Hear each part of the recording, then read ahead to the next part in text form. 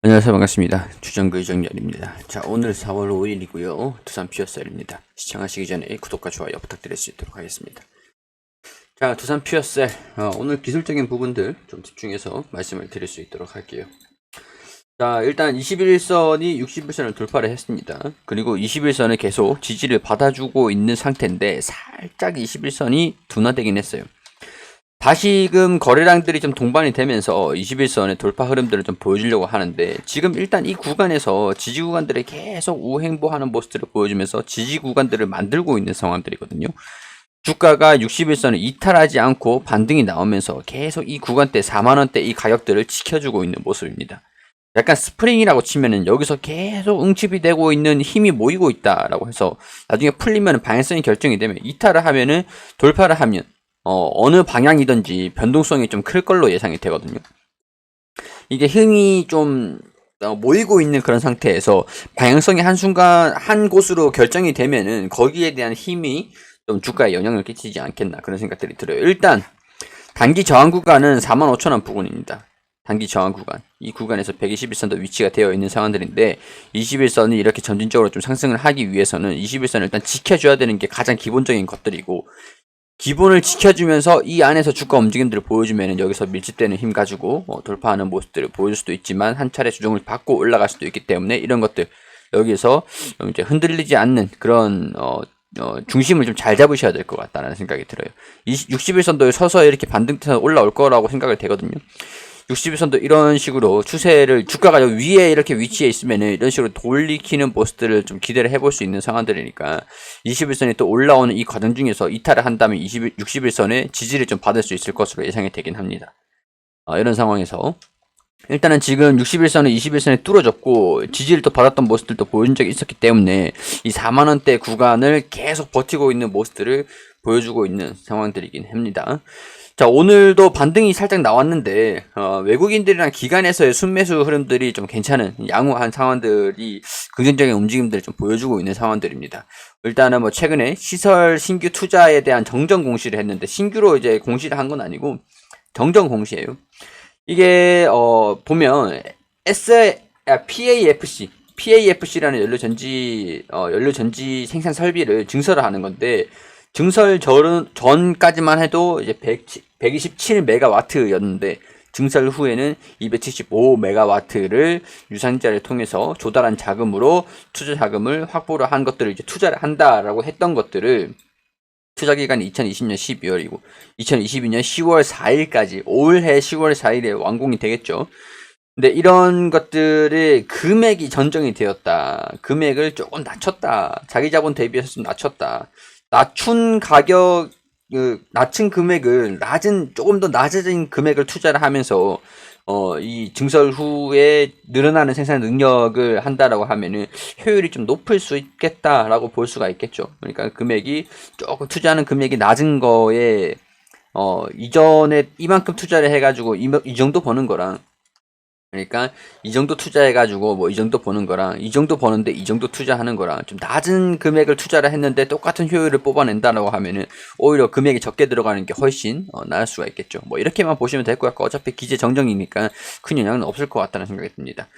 자, 근데 이제 국민 여기 공단에서 자금을 투자를 했던 것들이 있는데 비율이 조금은 살짝 줄었습니다. 국민연금에서 자금이 투자했던 것들 비율을 보면은 보유 비율이 주식수가 조금 감소를 했어요. 근데 이거는 뭐 단순 투자 목적이라고 했으니까 단순히 그냥 취득하고 처분했다 라고 할 수 있는 내용들이고, 이게 2월 25일에 있었던 내용들이라서 최근에는 좀 바뀌었는지는 좀 이제 추후에도 공실이 나오는 것들을 좀 봐야 될 것 같아요. 일단은 뭐 그렇고, 지금 상황들은 뭐 나쁘지 않은 상황들이기 때문에 주종을 끝나고 이제 상승세를 보여준다라고 하면은 여기 45,000원을 돌파를 하는지 여부들이 좀 중요할 것 같긴 한데, 뭐 크게 뭐 이탈할 것 같다라는 생각이 들진 않아요. 흐름들이 제가 봤을 때는 조금 이제 견고한 모습들을 보여주고 있어서 한번 살짝 눌릴 수는 있겠지만은 뭐 크게 뭐 걱정은 안 할 수 있는 그런 구간이지 않을까 그런 생각들이 듭니다. 오히려 움직임들이 좀 긍정적인 모습들인 것 같긴 해요. 자, 원자력으로 만든 수소가 온다. 수소법 국회 처리. 급 물산 탄화 이렇게 내용들이 나와주고 있는데 윤석열 당선인이 차기 정부를 이끌게 되면서 국내 기업들의 수소 산업에도 속도가 붙는다라고 기정사실화해서 보고 있는 겁니다. 계류 중인 수소법 개정안 통과도 빨라질 것으로 전망이 된다. 이게 두산 퓨어셀의 둘도 없는 호재라고 할 수가 있겠죠. 새 정부를 받아서 수소법 개정안이라든가 통과 가능성들이 높아졌다. 청정수소 판매 사용 의무를 포함하는 청정수소 인증제와 수소 연료전지 보급을 확대하는 청정수소 발전 의무화 제도 도입하는 내용들이 담겨 있다라고 하니까 이런 내용들, 이런 정책들이 통과가 된다라고 하면 수소산업 투자가 지연됐던 대기업들도 한숨 돌리게 됐다. 그럼 투자가 진행되면 어떻게 되죠? 두산 퓨어셀 입장에서는 안 좋았던 상황들이 개선이 된다. 수소 연료전지를 생산하는 두산 퓨어셀은 지난해 실적이 악화되고 수주 목표를 채우지 못했던 상황들이었는데 이 수소법 도입이 불분명해지면서 발전사들의 발주를 미뤘기 때문이었다. 근데 수소법이 통과가 되면 본격적인 성장이 예상이 되고 국내외 수주를 포함해서 지난해 목표보다 69% 높아진 240메가와트를 수주하겠다는 계획을 세웠다.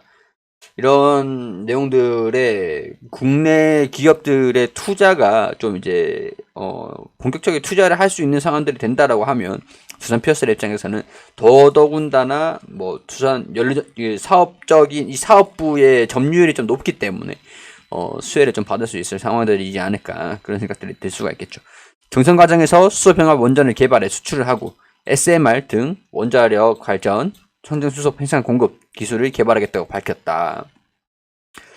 이번 정부는 원전이랑 수소 산업에서 조금 우호적인 그런 정부가 되지 않겠나 그런 생각들이 들어요. 산업부 올해 상반기 중에 수소 암모니아 발전 로드맵.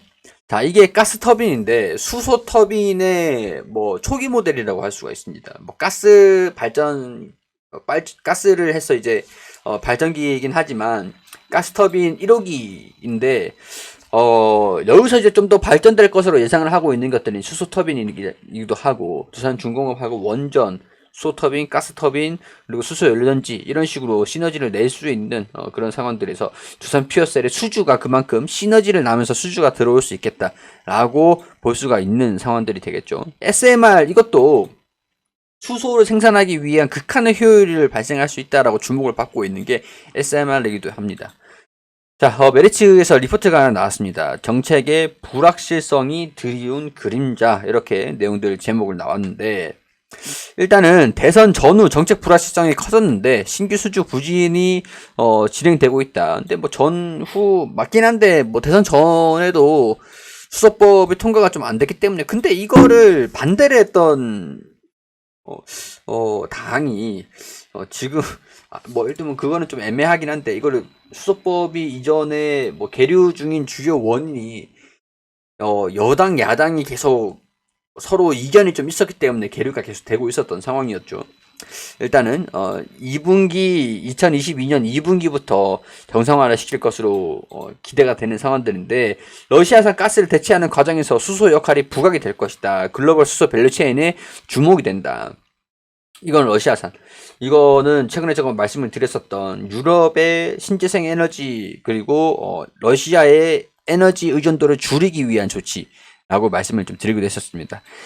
LTSA 이거는 유지보수라고 보시면 돼요. 유지보수 매출은 견조하나 주기기 매출이 전년 동기 대비해서 크게 줄어들 것으로 전망이 된다. 1분기에는 좀 줄어들 것으로 전망된다. 근데 2분기에는 수주 활동이 정상화되고 있다는 점이 긍정적이고 제조업 전반 리스크가 되고 있는 원자재 가격 상승 역시 부담이지만 자체적인 노력을 통해서 그 영향력이 줄어들고 있다. 기수주분 지금까지 받아놓은 그런 수주분에서 매출 인식 외에 신규 수주로 인한 매출이 없었던 것으로 추정이 된다. 일단 추정이 되긴 하는데 일단은 뭐 대선 전후 전체적인 불확실성이 좀 커짐에 따라서 일단은 수소법이 통과가 될지 안 될지 누가 당선이 되는가에 따라서 전체적인 부분들이 좀 달라지다 보니까 기업들 입장에서는 조금 조심스럽긴 했을 거예요. 이제 근데 대선이 끝났으니까 이거는 이제 수혜를 받을 수 있을지 수법이 통과가 될 수 있을지 그런 부분들이 좀 집중하면 될 것 같다는 생각이 듭니다. 기업들 입장에서도 인수위가 수소 사용 의무화 비율, 천정수소 사용 의무화 비율, 수소법 제도 논의 계속 가속화되고 있다고 합니다. 원전과 수소 연계를 비롯해서 수소산업 단지 조성, 수소 경제를 가속화하겠다고 밝힌 바 있기 때문에 수소법 개정안 통과를 가로막았던 무엇이 천정수소인가? 핑크 수소, 그린 수소, 뭐 부생 수소 이런 것들이 전부 다 청정 수소로 분류를 시켜야 되는 것인가? 하여튼 뭐 그런 것에서 해답이 확실해지는 계기가 될 수도 있다. 원전 수소, 그럼 핑크 수소 관련돼서 얘기를 하는 것들이 되겠죠. 뭐 블룸 에너지 등 글로벌 수소 밸류체인 주가가 상승하고 있는 상황들이기 때문에 글로벌적으로 수소가 지금 수소 쪽에 사업을 영위하는 기업들이 좀 올라가고 있는 상황이에요. 부각을 좀 받고 있는 상황들인데 거기에 반해서 두산 피어셀은 주가의 반응이 크게는 뭐 없었습니다. 러시아산 가스를 대체하는 과정에서 수소의 역할에 주목받고 있기 때문에 뭐 플러그 파워, 뭐 블룸 에너지 이런 블룸 에너지, 블룸 SK 뭐 피어셀 있죠. 이런 기업들이 뭐 주가가 좀 상승하고 있는 상황들인데 수소의 역할에 주목받고 있기 때문에 올라갔지만 거기에 비해서 두산 피어스에는 좀 미미한 주가 흐름들을 좀 받고 있다. 그렇기 때문에 추후에라도 이 러시아산 가스에 대체하는 과정에서 수소가 좀 부각을 받게 된다라고 하면은 두산 피어스의 긍정적인 낙관적인 움직임들을 전망을 낙관적으로 할 수 있지 않을까 그런 생각들이 좀 듭니다. 이번에 수소법이 제발 통과가 좀 됐으면 좋겠다는 생각이 좀 들기도 하고요. 이런 것들은 제 개인적인 생각들을 말씀을 드리는 것들이니까 투자 판단은 여러분들이 해주시기를 당부드리고요. 도움이 되셨다면 구독과 좋아요 부탁드릴 수 있도록 하겠습니다.